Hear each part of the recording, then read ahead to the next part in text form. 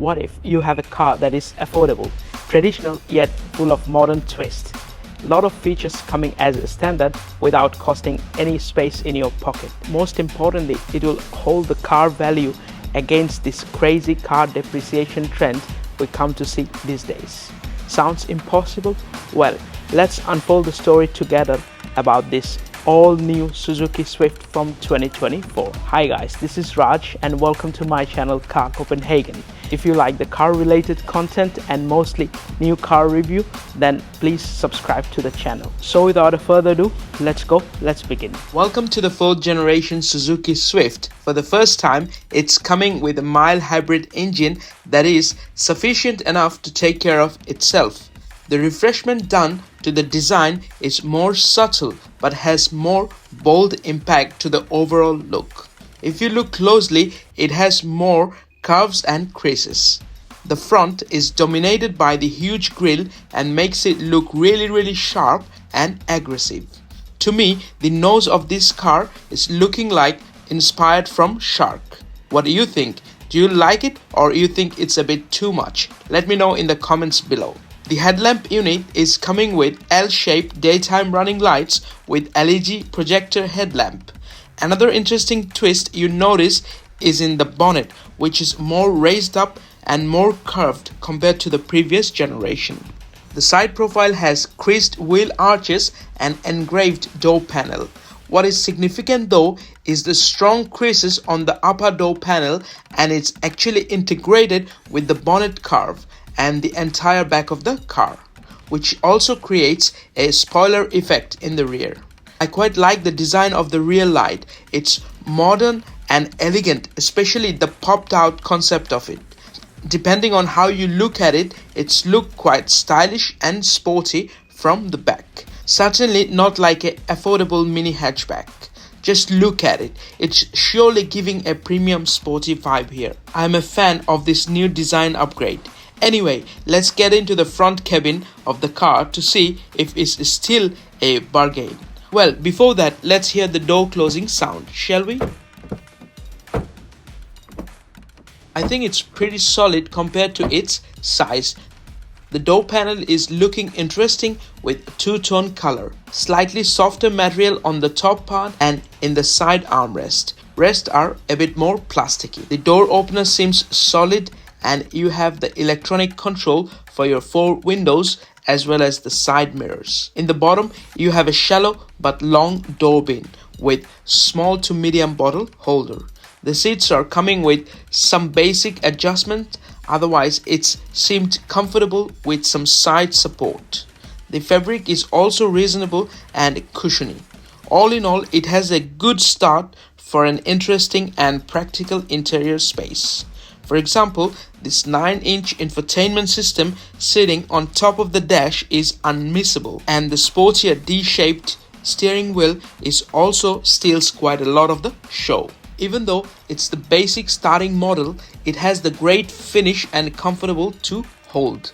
The left side controls the sounds, volume and music, where the right side has allocation for cruise control and so on. I quite like the segmentation of the switches, and it doesn't interfere while driving. Overall, the color contrast looks interesting and make the cabin looks brighter. The 9-inch infotainment system has its own charm with some integrated control. The AC vent is rather small. I like the switches for temperature control and AC functions. I also appreciate Suzuki's approach towards these traditional buttons and switches. For connectivity, you get one USB and one 12-volt socket.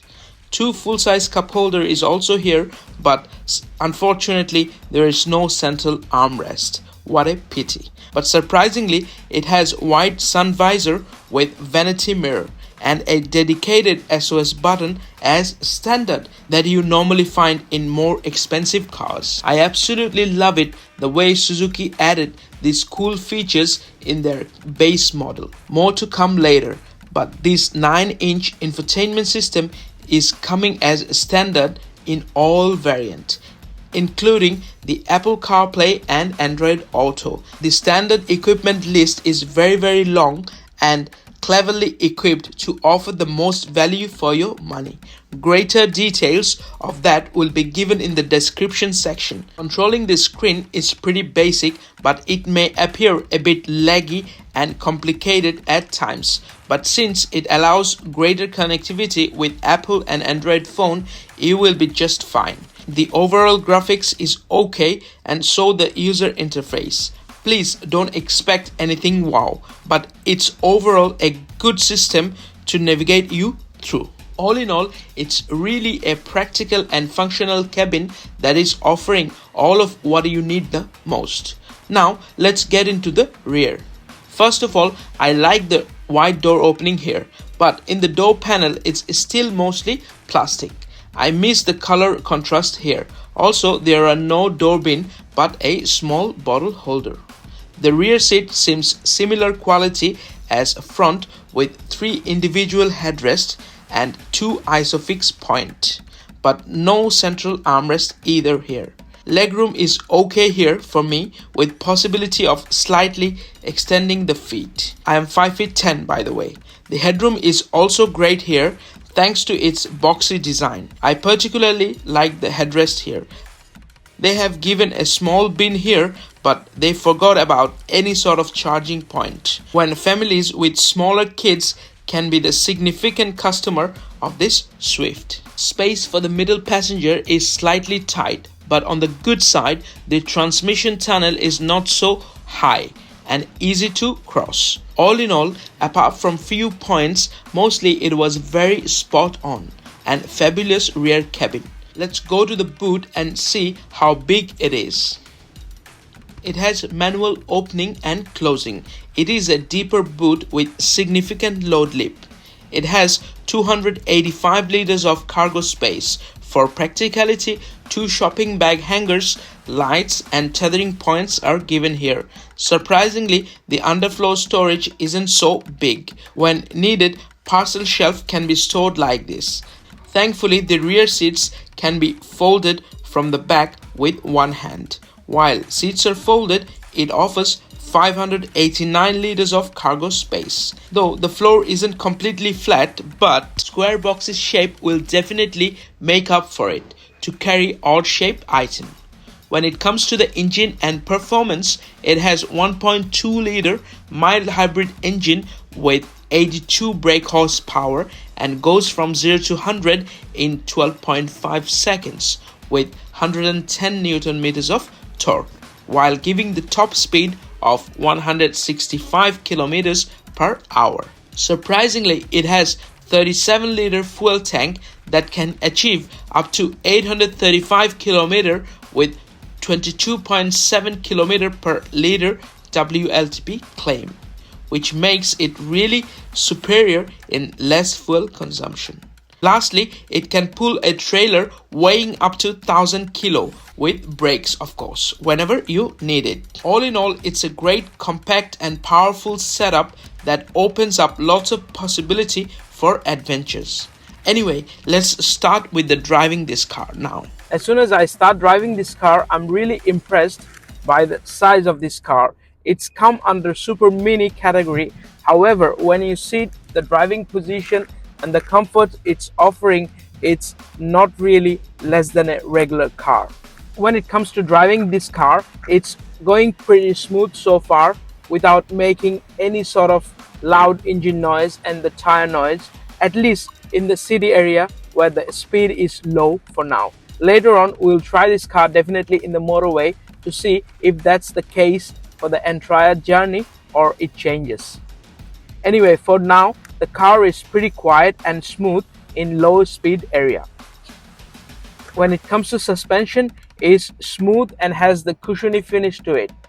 The braking of this car is also smooth, complementing the whole driving experience. Something I start notice as I'm driving this car for longer now, that this car is not 100% accurate when it comes to reading the speed limit sign on the road, and annoyingly it's giving me the beep every time, even when I'm not over the speed limit, because it's reading the speed sign wrong. It's pretty frustrating. When it comes to actual driving, this car is pretty smooth and it handles all the bumps and potholes very nicely and cut through the corners as you wish, as it's got very precise handling in the steering wheel. In the motorway, the steering wheel is not so stiff as you would expect. Therefore, you must be really careful and holding the steering wheel in both hands. And being a small car in the motorway, this is a little bit wind catching. This car has got some sort of torque in it, and it's capable of giving you the push when you have to join the motorway and match the speed with oncoming traffic. It's absolutely brilliant considering the size of the engine and the size of the car it has. The shift of the gear is smooth, however it's a little bit different than many other normal cars. I would say you will get used to with the gear. What I particularly like about the visibility of this car and the amount of light it has bringing in the cabin itself. It's quite interesting to look at inside while driving, but mostly it allows you to engage most of your focus on the road, and that's what I like about this combustion engine car. They are not fussing around with electronics and a lot of technology on your face, so your main focus always remain on the road. But all in all, it will provide what you expect from a Swift. It's nice and punchy in the city road, and the motorway is nicely cruising while being a little bit laggy when it comes to pickup. The road noise is not a big issue in the smaller speed road. However, in the motorway, if you don't play music or talk to somebody, you might get a little bit of tire noise and engine noise coming in. But that's not a big issue at all. In overall visibility, as I said earlier, it's pretty good, and no way you will have issues. Look out for cyclists even in the busy traffic. One thing I have found a little bit different than any other car in the market in general, that was the gearbox. And when it's manual gearbox, the changing of the gear is a little bit different, as the clutch has got some free play to it. It takes some time to get used to with it, but once you are there, it's sync with your driving style and handles the drive pretty smoothly. In my opinion, it's a pretty damn good driving experience. So all in all, it's been a really nice experience driving this Suzuki Swift from 2024. I really enjoyed, and I'm sure you will enjoy it too. Let's get on with the review now. What I really think, this car is surely going to be the winner in the super mini category, and definitely will continue its legacy in the future.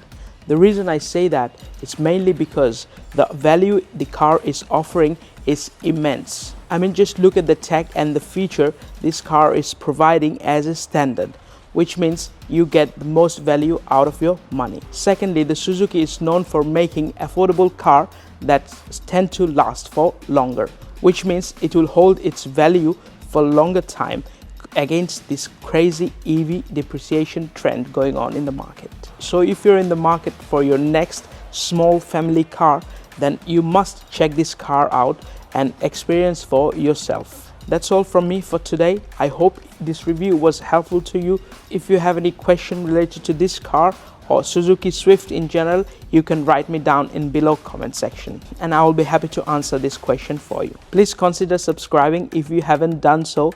Otherwise, I will see you in the next one. Until next time, please take care and drive safe.